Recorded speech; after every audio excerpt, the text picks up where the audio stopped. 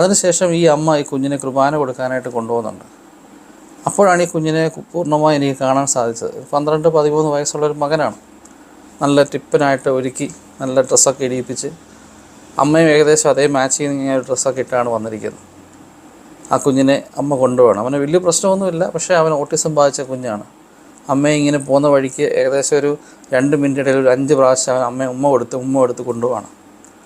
അമ്മയെ അവനിങ്ങനെ ഉമ്മ വെക്കുകയാണ്, ഇങ്ങനെ കെട്ടിപ്പിടിച്ച് ഉമ്മ കൊടുത്തുകൊണ്ടിരിക്കുകയാണ്. അവനെ സംബന്ധിച്ചുള്ള അമ്മയാണ് അവൻ്റെ ലോകം, അതായിരിക്കും. അങ്ങനെ കൊണ്ടുവന്ന് കുർബാനയൊക്കെ സ്വീകരിച്ച് വരുന്നു. ശരിക്കും പറഞ്ഞാൽ ആ അമ്മയുടെ മുഖത്ത് സന്തോഷം എന്നൊരു സാധനം ഞാൻ കണ്ടില്ല. വളരെയധികം വിഷമിച്ചിരിക്കുന്ന ഒരു സ്ത്രീയാണ്. ഞാൻ ആ സമയം നിന്ന് പ്രാർത്ഥിച്ചു, എൻ്റെ ദൈവമേ, ഞാൻ അങ്ങയോട് പറഞ്ഞ എല്ലാ എൻ്റെ ആഗ്രഹങ്ങളും മാറ്റിവെച്ചേരെ.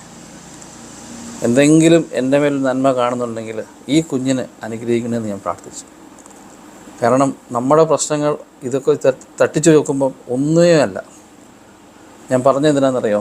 ഈ വീഡിയോ ചെയ്തതിൻ്റെ പ്രധാനപ്പെട്ട കാരണം നമ്മുടെ സമൂഹത്തിൽ ഒത്തിരിയും കുഞ്ഞുങ്ങൾ ഈ അവസ്ഥയിൽ കൂടെ കടന്നു പോകുന്നവരുണ്ട്. പലപ്പോഴും ആ കുഞ്ഞുങ്ങളെ നമ്മൾ ചിലപ്പം ഒരു വേറെ സൈഡിലേക്ക് മാറ്റി നിർത്തും, അല്ലെങ്കിൽ അത്തരം പേരൻസിനെ മാറ്റി നിർത്തും.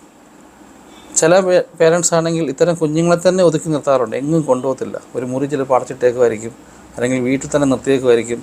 നോക്കാൻ വയ്യ എന്ന് കരുതി അനാഥാലയത്തിലോ അല്ലെങ്കിൽ മറ്റിങ്ങനത്തെ കുഞ്ഞുങ്ങളെ നോക്കുന്ന സ്ഥലങ്ങളിൽ കൊണ്ടുപോയി നിർത്തി ജോലിക്ക് പോകുന്ന